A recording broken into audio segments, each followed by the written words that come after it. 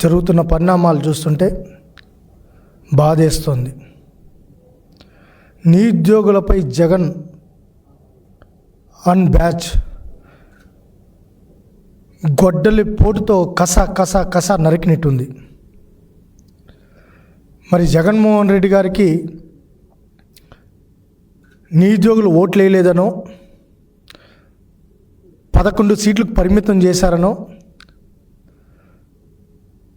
నన్ను ప్రతిపక్ష హోదా కూడా లేకుండా చేసిన నిరుద్యోగులు యువతకు జీవితాలు కూడా సర్వనాశనం అయిపోవాలని కంకణం కట్టుకున్నట్టు Jaganmohan Reddy and co batch గొడ్డలి పార్టీ వ్యవహరిస్తోంది. నిరుద్యోగులపై గత 1.5 సంవత్సరంగా గొడ్డలి పోటు వేస్తూనే ఉన్నారు. వాళ్ళు జాబ్ ఇస్తే ఈరోజు నిందలు.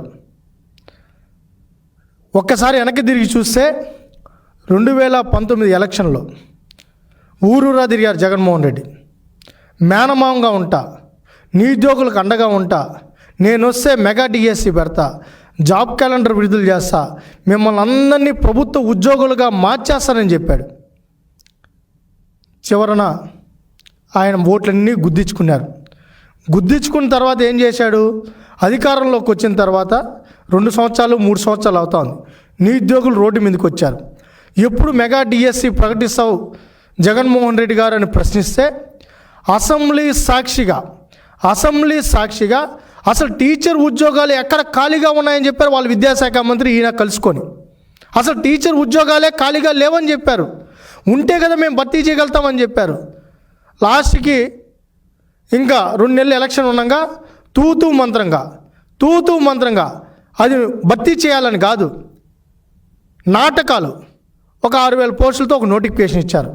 అన్నీ లోపభూయిష్టంగా కోర్టుకు వెళ్ళారు. నిరుద్యోగులు కోర్టుకు వెళ్తే అక్కడ కోర్టులో వాటన్నిటిని పెండింగ్లో పడిపోయాయి. అయితే కూటమి ప్రభుత్వం చంద్రబాబు నాయుడు గారు కానీ, యోగలం పాదయాత్రలో నారా లోకేష్ గారు కానీ నిరుద్యోగులకు కలిసినప్పుడు, యువత కలిసినప్పుడు ఒకే ఒక మాట ఇచ్చారు. మేము అధికారంలోకి వస్తే మెగా డిఎస్సిని పెడతాం, టీచర్ పోస్టులు భర్తీ చేస్తామని చెప్పి మాట ఇవ్వడం జరిగింది. ఇచ్చిన మాట ప్రకారం కూటమి అధికారంలోకి వస్తానే చంద్రబాబు నాయుడు గారు మొదటి సంతకం డిఎస్సిపై సంతకం చేశారు. అది కూడా 16,300 పై చిలుకు పోస్టులకి సంతకం పెట్టారు. సంతకం పెట్టిన వారం నుంచే కుట్రలు మొదలయ్యాయి, కుట్ర కోణాలు మొదలయ్యాయి. ఎలా అయినా నిరుద్యోగులకు ఉద్యోగాలు రాకూడదని జగన్మోహన్ రెడ్డి అండ్ గొడ్డలి బ్యాచ్ కంకణం కట్టుకున్నారు. నోటిఫికేషన్ విడుదలైన నాటి నుంచి కేసుల మీద కేసులు 240 కేసులు వేయడం జరిగింది. లోకేష్ గారు సమర్థవంతంగా అధికారులు ఆ కేసులన్నిటికీ కోర్టుకి వివరణ ఇచ్చుకుంటూ ఎక్కడికక్కడ అన్నిటినీ సరిదిద్దుతూ ఈరోజు డిఎస్సి ప్రక్రియను పూర్తి చేయడం జరిగింది. సుప్రీంకోర్టుకి వెళ్ళారు డిఎస్సి నిర్వహించకూడదని, కోట్లు ఖర్చు పెట్టారు డిఎస్సి నిర్వహించకూడదు, నిరుద్యోగులకు ఉద్యోగాలు రాకూడదు, టీచర్ పోస్టులు భర్తీ కాకూడదని చెప్పి కోట్లు ఖర్చు పెట్టిన ఈ గొడ్డలి బ్యాచ్ ఈరోజు ఏదో నిరుద్యోగులకు మేము అండగా ఉంటామన్నట్టు నాటకాలు మొదలుపెట్టారు. మేము అడుగుతున్నాం సూటిగా, ఎందుకు కోర్టుకు వెళ్ళావు జగన్మోహన్ రెడ్డి అని బ్యాచ్ మేము సూటిగా అడుగుతున్నాం. డిఎస్సి నిర్వహించకూడదని నీ టీం ఎందుకు కోర్టుకు వెళ్ళింది? ఎందుకు కేసులు పెట్టింది? ఎందుకు కోట్లు ఖర్చు పెట్టి డిఎస్సిని ఆపాలని చూశారు? నిరుద్యోగులారా గమనించండి, నిరుద్యోగులారా గ్రహించండి. డిఎస్సి ఇవ్వకూడదని కోర్టుకు వెళ్ళిన వీళ్ళు ఈరోజు డిఎస్సి గురించి మాట్లాడుతున్నారు. డిఎస్సి గురించి వీళ్ళు మాట్లాడే అర్హత ఉందా అని అడుగుతున్నాం. మేము అడుగుతున్నాం సూటిగా. సుప్రీంకోర్టుకి ఎందుకు వెళ్ళావు? కోట్లు ఖర్చు పెట్టావు, స్పెషల్ ఫ్లైట్లో పంపించావు. రేపు నియామక పత్రాలు ఇస్తారంటే కూడా రాత్రి కూడా కోర్టులోనే వాదనలు వినిపించే పరిస్థితి ఈ రాష్ట్రంలో నెలకొనేలాగా చేశావు. ఇంత నీచంగా ప్రవర్తించి నిరుద్యోగులపై గొడ్డలి పోటీ వేస్తే నిరుద్యోగులకు ఒక అన్నలాగా నారా లోకేష్ గారు దగ్గరుండి 16,000 డిఎస్సి పోస్టులు భర్తీ చేసి కుటుంబం మొత్తాన్ని పిలిపించి భోజనం పెట్టి వాళ్ళకి ఆ నియామక పత్రాలు అందించిన తర్వాత వాళ్ళు ఆనందంగా 6-7 నెలలు ఉద్యోగాలు చేసుకుంటూ ముందుకెళ్తుంటే ఈరోజు అబాండాలు వేస్తారా? ఈరోజు వాళ్ళ మీద ఆరోపణలు చేస్తారా? ఎవరికి ఇచ్చారు వాళ్ళు? ఎక్కడొచ్చింది వాళ్ళకి? ఎక్కడ? మేము సూటిగా అడుగుతున్నాం. ఎవరికి డబ్బు ఇచ్చారని అడుగుతున్నాం. ఎక్కడ తప్పులు జరిగాయని మేము అడుగుతున్నాం. వాళ్ళెవరు? డిఎస్సిలో స్పోర్ట్స్ కోటాలో అవినీతి జరిగిందంటారా? స్పోర్ట్స్ సర్టిఫికెట్లు శాప్ ఇస్తుందా అని మేము అడుగుతున్నాం. శాప్ సర్టిఫికెట్లు ఇవ్వదు. శాప్ సర్టిఫికెట్లు ప్రొడ్యూస్ చేయదు, క్రియేట్ చేయదు. అసోసియేషన్స్ ఇస్తాయి. క్రీడాకారులను ప్రోత్సహించే పని మాత్రమే స్పోర్ట్స్ అథారిటీ చేస్తుంది. సమర్థవంతంగా క్రీడా శాఖ పనిచేస్తే అది కూడా ఆన్లైన్లో సర్టిఫికెట్లు అన్నీ ఆన్లైన్లో అప్లోడ్ చేసిన తర్వాత వెరిఫికేషన్స్కి వచ్చిన తర్వాత అసలు డిఎస్సి స్పోర్ట్స్ కోటా ఎలా రిక్రూట్ జరిగిందో కూడా తెలియకుండా అబాండాలు వేస్తారా? ఆరోపణలు చేస్తారా? ఎవరిన మేము అడుగుతున్నాం సూటిగా. ఎవరు వాళ్ళు? బాధితులు లేడు, డబ్బులు ఇచ్చిన వాళ్ళు లేడు, మోసపోయిన వాళ్ళు లేడు, ఆరోపణలు చేసేవాళ్ళు లేరు. వీళ్ళే ఆరోపణలు చేసి నిరుద్యోగుల ఆరోపణ అంటారు. నిద్రలేసే ఆ గలీజు పత్రిక సాక్షి, ఆ గొడ్డలి పత్రికలో ఏదో దేనికి సంబంధం లేకుండా ఎవరికో వీడంటాడు, వాడంటాడు, వీడంటాడు. ఎవడు వాళ్ళంతా? అసలు బాధితులు ఎక్కడున్నారో ఇప్పుడు వరకు ఒక్కరు కూడా రాలా. ఎవరు డబ్బు ఇచ్చారో ఒకరు రాలా. మేము డబ్బు ఇచ్చామని చెప్పి ఎవడు రాలా. ఆరోపణలు చేస్తున్నారు. ఇది అధికారుల సమక్షంలో జరిగింది. రాజకీయ నాయకులు ప్రమేయం ఉండదు. డిఎస్సిలో ఈరోజు ఐఏఎస్ ఆఫీసుల్లో స్టేట్ లెవెల్ కమిటీ ఉంటుంది. అది కూడా తెలియకుండా, ఇంగిత జ్ఞానం లేకుండా అధికారులు దాన్ని చూసుకుంటారు. ఏ సంబంధం ఉంది రాజకీయ నాయకులకు కానీ ప్రభుత్వంలో ఉన్న ఏదైతే ఎవరైనా కానీ పెద్దలకు కానీ ఎవరికి సంబంధం ఉందని మేము అడుగుతున్నాం. ఏ సంబంధం లేకుండా ఆరోపణలు చేసుకుంటూ నిద్రలేసే గలీజు పత్రికలో గలీజు రాతలు రాస్తారా? ఈరోజు టీచర్లు అందరూ ఆందోళనలో ఉన్నారు. 16,000 మంది టీచర్లు భయపడుతున్నారు, బాధపడుతున్నారు. వాళ్ళు మొన్న టీచర్స్ మాట్లాడుతూ ఒక మాట చెప్పారు. సార్ 7-8 సంవత్సరాలు కష్టపడ్డాం సార్, 7-8 సంవత్సరాలు కష్టపడ్డాం. ఒక పూట తిని కోచింగ్ సెంటర్లో మగ్గి చదివి మేము ఈరోజు డిఎస్సిలో లోకేష్ గారి పుణ్యమాని, కూటమి పుణ్యమాని మేము ఉద్యోగాలు సాధిస్తే కష్టపడి ఈరోజు మేము డబ్బిచ్చి ఉద్యోగాలు వచ్చాయి అనే ఈ రాతలు రాస్తున్నారే. మేము మళ్ళీ స్కూల్కి వెళ్ళి ఆ బిడ్డలకి మా మొహం ఎలా చూపించాలని చెప్పి వాళ్ళు ఏడుస్తున్నారు, బాధపడుతున్నారు. ఈరోజు సమాజంలో టీచర్ల పాత్ర ఏంటనేది మనకు తెలుసు. ప్రధానమంత్రి అయినా, రాష్ట్రపతి అయినా, ముఖ్యమంత్రి అయినా, ఎవరైనా మనం టీచర్లు స్టూడెంట్గా మన జీవితం కొనసాగుతుంది. ఎవరైనా కూడా మొదటి గురువు టీచర్, అమ్మ తర్వాత, తండ్రి తర్వాత టీచర్. అలాంటి టీచరు డబ్బిచ్చి ఉద్యోగాల్లో వచ్చారని చెప్పి నెపాన్ని వేస్తే వాళ్ళు ఈరోజు ఆందోళనలో ఉన్నారు, బాధలో ఉన్నారు, ఏడుస్తున్నారు.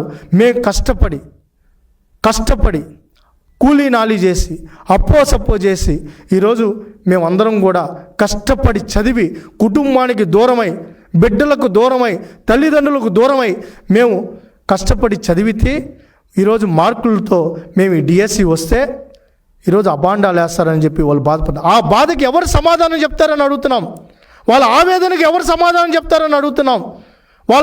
ఈరోజు 16,000 కుటుంబాలు ఈరోజు ఆర్తనాదాలు పెడుతున్నాయి, ఏడుస్తున్నారు, బాధపడుతున్నారు. ఈరోజు డిఎస్సి మొన్న ఎవరైతే టీచర్లుగా ఉన్నారో వాళ్ళందరూ కూడా ఈరోజు వాళ్ళకి ఏమన్నా జరిగితే ఎవరు బాధ్యత వహిస్తారని అడుగుతున్నాం. మీ బాబాయిని చంపేనట్టు ఈ 16,000 మందిని చంపేద్దాం అనుకుంటున్నావా అని అడుగుతున్నాం. బాబాయిని గొడ్డల పోటుతో వేసేసినట్టు ఈ 16,000 మంది టీచర్లని గొడ్డలి పోటుతో చంపేద్దామని అనుకుంటున్నావా అని అడుగుతున్నాం. ఏం చేయాలని అనుకుంటున్నావు? ఈరోజు నువ్వు ఒక్క ఉద్యోగం ఒక్క డిఎస్సి పూర్తి చేయాలా, ఒక్క టీచర్ పోస్ట్ భర్తీ చేయాలా. కానీ ఈరోజు భర్తీ చేసిన తర్వాత ఈరోజు అబాండాలు వేస్తారా? స్పోర్ట్స్ కోటాలో అవినీతి జరిగిందంటారా? ఎవరు అవినీతి చేశారు? మేము అడుగుతున్నాం సూటిగా, ఎవరు అవినీతి చేశారు? ఎవరికి ఇచ్చారు? ఎవరు తీసుకున్నారు? సర్టిఫికెట్లు ఎవరిస్తారు? ఆ ఇంగిత జ్ఞానం కూడా లేకుండా ఏదంటే అది రాతలు రాస్తారా? మేము అడుగుతున్నాం. గ్రామ సచివాలయాల్లో స్పోర్ట్స్ కోటా కింద 2000 పోస్టులు భర్తీ చేశారు. ఆ 2000 పోస్టులు ఏ ప్రాతిపదికన భర్తీ చేశారని అడుగుతున్నాం. ఇదే సర్టిఫికెట్లతో, ఇదే అసోసియేషన్, ఇదే ఫెడరేషన్కి లేఖ రాసి కదా మీరు భర్తీ చేసింది? ఎవరు? మీరు ఎలాంటి ప్రక్రియ ముందుకు సాగారు అందరికీ తెలుసు. అంతేగాని ఎవరికో ఏదో సంబంధం లేకుండా లింకులు పెడతారా?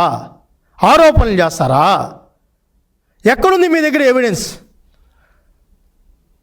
మేము అడుగుతున్నాం సూటిగా, ఆధారం ఏది? నేను బహిరంగ చర్చకు సవాల్. తాడేపల్లి ప్యాలెస్ కాకి రమ్మంటే వస్తా, లేకపోతే మీ వైసీపీ కార్యాలయం కాకి రమ్మంటే వస్తా. ఎవరు వస్తారో రండి. జగన్మోహన్ రెడ్డి వచ్చినా, సాక్షి విలేకరు వచ్చినా చర్చించడానికి సిద్ధంగా ఉన్నాం. అభాండాలు వేస్తారా? ఆధారాలు లేకుండా అభాండాలు వేస్తారా? బహిరంగ చర్చకు సిద్ధం. పబ్లిక్ డొమైన్లో పెట్టాం. పబ్లిక్ డొమైన్లో పెడితే అందరూ ఎవరైనా చూసుకోవచ్చు. పబ్లిక్ డొమైన్లో లేదని మాట్లాడతారా? మీకు నచ్చిట్టు రాసేస్తే జనాలు చూస్తూ ఊరుకుంటారా? మేము అడుగుతున్నాం. పిచ్చి రాతలు రాస్తారా? మీకు నచ్చితే, నచ్చకపోతే అభాండాలు వేస్తారా? లోకేష్ గారు భవిష్యత్తు నాయకుడిగా ఉన్నారు, ఆయన మీద అభాండాలు, నా మీద అభాండాలు, ముఖ్యమంత్రి గారి మీద అభాండాలు, పవన్ కళ్యాణ్ గారి మీద అభాండాలు, ఎమ్మెల్యేల మీద అభాండాలు, మంత్రుల మీద అభాండాలు, డిపార్ట్మెంట్ల మీద అభాండాలు. ఏంటి మీరు పొడిసిందేంటి? మీరు ఒరగబెట్టింది ఏంటని మేము అడుగుతున్నాం. లాస్ట్ 5 ఏళ్ళలో ఏం చేశారు మీరు? లాస్ట్ 5 ఏళ్ళలో ఏం చేశారు? భ్రష్టు పట్టించారు, షాపుని నాశనం చేశారు, 100 కోట్లు దోచుకున్నారు. అవన్నీ బయట వస్తున్నాయని ఈరోజు పక్కదారి పట్టిస్తారా? ఒక విషయం రాష్ట్ర ప్రజలందరికీ మీ ద్వారా, మీడియా ద్వారా తెలియపరుస్తున్నాం, నిరుద్యోగులకు తెలియపరుస్తున్నాం. అసలు విషయం ఇది కాదు. అసలు విషయం ఇంకొకటి ఉంది. ఈరోజు యూనివర్సిటీలో 20 సంవత్సరాల తర్వాత లోకేష్ గారు ప్రొఫెసర్ పోస్టుల నియామకానికి శ్రీకారం చుట్టారు, భర్తీకి శ్రీకారం చుట్టారు. ఈరోజు అవన్నీ ప్రక్రియ జరుగుతోంది. దాన్ని ఆపాలని కుట్రతో ఇలాంటి రాతలు రాస్తున్నారు. ఇది వాస్తవం. నిరుద్యోగులకు ఉద్యోగాలు రాకూడదని ఇదంతా కుట్ర చేస్తున్నారు. నిరుద్యోగులారా గమనించండి, నిరుద్యోగులారా ఆలోచించండి, నిరుద్యోగులారా సావధానంగా వినండి. మీరందరూ కూడా చదువుకున్న వాళ్ళు యూనివర్సిటీ పోస్టులు భర్తీ చేస్తుంటే మళ్ళీ కోర్టుకు వెళ్తున్నారు ఆ భర్తీ కాకూడదని. యూనివర్సిటీలో కొంతమందిని రెచ్చగొడుతున్నారు. మళ్ళీ ఆగస్టులో డిఎస్సి ఉంది, ఆ డిఎస్సి నిర్వహించకూడదంట. జగన్మోహన్ రెడ్డి గారు అందరికీ చెప్తున్నాడు, ఎలా అయినా ఇంకో డిఎస్సి రాకూడదు, దాన్ని కూడా అడ్డుకోవాలని వాళ్ళ కార్యకర్తలతో చెప్తున్నారు. కోర్టుకు వెళ్ళండి, కోర్టులు ఖర్చు పెట్టండి, అడ్డుకోండి అంటున్నారు. అంటే ఒక పక్క డిఎస్సి ద్వారా 2020 డిఎస్సి ద్వారా 14,000 మంది ఈరోజు టీచర్స్గా మారారు. ఈ కూటమి ప్రభుత్వం అధికారంలోకి రావడం వల్ల వాళ్ళు ఉద్యోగం ఇచ్చినందుకు వాళ్ళ మీద అభాండం వేశారు. ఈరోజు ఇంకో డిఎస్సి వస్తుందనగా ఆ డిఎస్సి రాకుండా అడ్డుకునేదానికి కుట్ర పన్నుతున్నారు. ఎంత దారుణం, ఎంత బాధేస్తుంది. నిరుద్యోగులు ఉద్యోగస్తులుగా మారకూడదా? నీకు ఓట్లు వేయలేదని కోపమా? ఈరోజు నేను అందరినీ ఆలోచించమంటున్నా, అందరికీ విజ్ఞప్తి చేస్తున్నా. నిరుద్యోగులారా తిప్పి కొట్టండి. 16,000 మంది టీచర్స్ మీరు తిప్పి కొట్టాలి. మీరు ఎక్కడ మీరు మాట్లాడకుండా మౌనంగా ఉంటే ఈ గొడ్డలి పార్టీ వాళ్ళు ఏది పడితే అది మాట్లాడడం మొదలు పెడతారు. మీ మీద కూడా ఆరోపణలు చేస్తున్నారు. మీరు కష్టపడి చదివితే డబ్బిచ్చి ఉద్యోగం వచ్చిందంటున్నారు. కష్టపడి గ్రౌండ్లో 10-15 సంవత్సరాలు కష్టపడి క్రీడాకారుడిగా మారి ఆ సర్టిఫికెట్తో ఉద్యోగం వస్తే డబ్బుతో వచ్చిందంటున్నారు. మీరు ఒప్పుకుంటారా అని అడుగుతున్నాం మేము. మీకు అవినీతి మరకలు అంటిస్తున్నారు, మీరు ఒప్పుకుంటారా అని అడుగుతున్నాం. తిప్పి కొట్టాల్సిన బాధ్యత అందరి మీద ఉంది. మీరు రండి, మీరు మాట్లాడాలి. ఈరోజు ఒక చెత్త పేపర్లో చెత్త మాటలు రాస్తుంటే మనం మౌనంగా ఉండాలా? మేము బహిరంగ సవాలు విసురుతున్నాం, మా ఎమ్మెల్సీలు విసురుతున్నారు, ఒక్కరు మాట్లాడరు, మళ్ళీ రాస్తానే కూర్చుంటారు. ఏది పడితే అది రాస్తారు. ఆధారాలు లేదు, ఆరోపణలు మాత్రమే ఉంటాయి. ఆధారాలు ఉండవు, ఆరోపణలు మాత్రమే ఉంటాయి. తండ్రి ఉండడు, బిడ్డ మటుకు ఉంటానంటాడు. ఆ బిడ్డ ఎక్కడున్నాడంటే మళ్ళీ బిడ్డ చూపిరు. తండ్రి లేని బిడ్డను చూపిస్తారు, బొమ్మేస్తారు. మళ్ళీ ఎక్కడ ఆ బిడ్డ అంటే ఆ బిడ్డ కొను ఎక్కడున్నారో చెప్పరు. ఇది ఆ రోత పత్రిక. మేము అడుగుతున్నాం, మీరు ఒక్క రోజన్న నిరుద్యోగుల గురించి ఆలోచించారా? ఈరోజు కలెక్టరేట్లకి అవి బొమ్మంటున్నారు, ధర్నాలు చేయమంటున్నారు. మరి ఆ రోజు నిరుద్యోగ జేఏసీ విద్యార్థి సంఘాలు జగన్మోహన్ రెడ్డి ఇంటి దగ్గరికి వచ్చి, అయ్యా నువ్వు డిఎస్సి ఇస్తానని చెప్పావు, జాబ్ క్యాలెండర్ ఇస్తానని చెప్పావు, ఎప్పుడు ఇస్తావని అడిగితే ఆ రోజు మీ నాయకుడు, గొడ్డలి పార్టీ నాయకుడు రేప్ కేసు పెట్టించింది వాస్తవా కాదని అడుగుతున్నాం. జగన్మోహన్ రెడ్డి గారిని అడగడానికి వస్తే నిరుద్యోగుల పైన, విద్యార్థి నాయకుల పైన రేప్ కేసు పెట్టించింది వాస్తవా కాదని అడుగుతున్నాం. అటెంప్ట్ మర్డర్ కేసులు పెట్టించింది వాస్తవా కాదని అడుగుతున్నాం. జైల్లో పెట్టించింది వాస్తవా కాదని అడుగుతున్నాం. రేప్ కేసులు పెట్టిన మీరు, అటెంప్ట్ మర్డర్ కేసులు పెట్టిన మీరు, జైల్లో పెట్టించిన మీరు ఈరోజు నిరుద్యోగుల పక్షాన పోరాటం చేస్తామంటే ఎవరు నమ్ముతారని అడుగుతున్నాం. ఈరోజు మీరు చూడండి, ఈ వైసీపీ నేతల ముసుగులో ఎవరు ధర్నాలు చేస్తున్నారు? అంబటి రాంబాబు, పేర్ని నాని, ఎవరు వాళ్ళంతా? రాజకీయ నిరుద్యోగులు.